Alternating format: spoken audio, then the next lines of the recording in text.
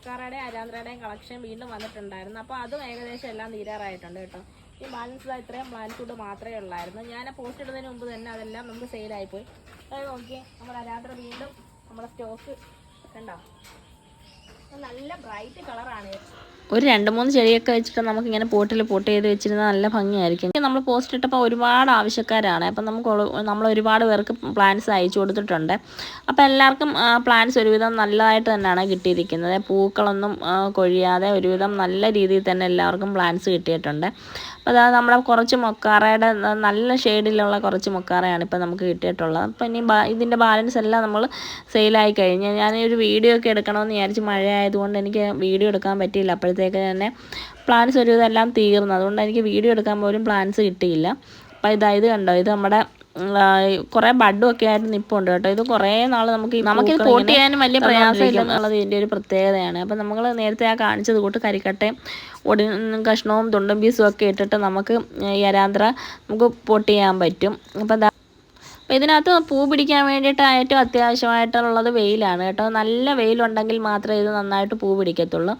അപ്പോൾ അത് നല്ല വെയിലത്ത് വെക്കാൻ നമ്മൾ ശ്രദ്ധിക്കണം. അതേപോലെ നമ്മൾ ആഴ്ചയിൽ ഒരു 2 നേരമെങ്കിലും നമ്മൾ 19 2 ഗ്രാം 1 ലിറ്റർ വെള്ളത്തിലൊന്ന് സ്പ്രേ ചെയ്ത് കൊടുക്കുന്നത് പൂക്കൾ നന്നായിട്ട് ഉണ്ടാകാൻ സാധിക്കും. അപ്പോൾ നമ്മൾ ആ വളപ്രയോഗം എപ്പോഴും നമ്മൾ ശ്രദ്ധിക്കണം. വളപ്രയോഗം നന്നായിട്ട് ചെയ്താൽ മാത്രമേ എപ്പോഴും നല്ല രീതിയിൽ പൂ ഉണ്ടാവത്തുള്ളൂ. അതേപോലെ നമ്മൾ ഓർക്കിഡിന് ഇടയ്ക്കിടയ്ക്ക് സാഫൊക്കെ ഒന്ന് സ്പ്രേ ചെയ്ത് കൊടുക്കുന്നത് നല്ലതായിരിക്കും. അങ്ങനെ ഉണ്ടെങ്കിൽ ചീയൽ പോലുള്ള അസുഖങ്ങളൊക്കെ ഇല്ലാതാക്കാൻ സാഫ് നമ്മൾ സ്പ്രേ ചെയ്ത് കൊടുക്കുന്നത് നല്ലതാണ്. അതേപോലെ നമുക്ക് മഴക്കാലത്ത് 19 ഒക്കെ ഇതിന് സ്പ്രേ ചെയ്ത് കൊടുക്കാം. വേനൽക്കാലം ആയാലും നമുക്ക് ഗോമൂത്രം നന്നായിട്ട് നേർപ്പിച്ചിട്ട് നമുക്ക് സ്പ്രേ ചെയ്ത് കൊടുക്കാം. അത് വളരെ നേർപ്പിച്ച ശേഷം മാത്രമേ ഗോമൂത്രം നമുക്ക് സ്പ്രേ ചെയ്ത് കൊടുക്കാൻ പറ്റത്തുള്ളൂ. പിന്നെ അതേപോലെ ചാണകത്തെളിയും നമുക്ക് കലക്കി വെച്ചിട്ട് അതിൻ്റെ തെളിയും നമുക്ക് ചെടികൾക്ക് ഒഴിച്ചു കൊടുക്കാം. പിന്നെ കപ്പലണ്ടി പിണ്ണാക്ക് അങ്ങനെയൊക്കെയുള്ള കാര്യങ്ങൾ നമുക്ക് പുളിപ്പിച്ചിട്ട് അതും നേർപ്പിച്ച് അതിനകത്ത് കരടൊന്നും ഇല്ലാത്ത രീതിയിലെടുത്ത് നമുക്ക് സ്പ്രേ ചെയ്ത് കൊടുക്കാം. അപ്പോൾ ഇത് കണ്ടോ, ഇതിൻ്റെ സ്പൈക്കൊക്കെ നല്ല രീതിയിൽ ഉണ്ടാകുന്നുണ്ട്. ഒരുവിധം പൂക്കൾ പൊഴിയാറായ ചെടിയായിരുന്നു കണ്ടത്. ഇതൊക്കെ നല്ല ഫ്രഷായിട്ടും പൂക്കൾ വിരിയാൻ തുടങ്ങുന്ന ചെടികളാണ് കേട്ടോ.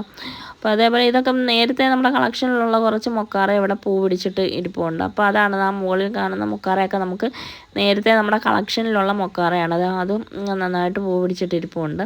അപ്പോൾ ഇവിടെ ഇച്ചിരി വെയിൽ കൂടുതലായിട്ടുള്ളത് കൊണ്ടാണ് അതിലേക്ക് ഒരു മഞ്ഞ കളർ വരുന്നത്. പക്ഷേ എങ്കിലും നന്നായിട്ട് പൂക്കും. മൊക്കാറയ്ക്കും വെയിൽ ആവശ്യമാണ്.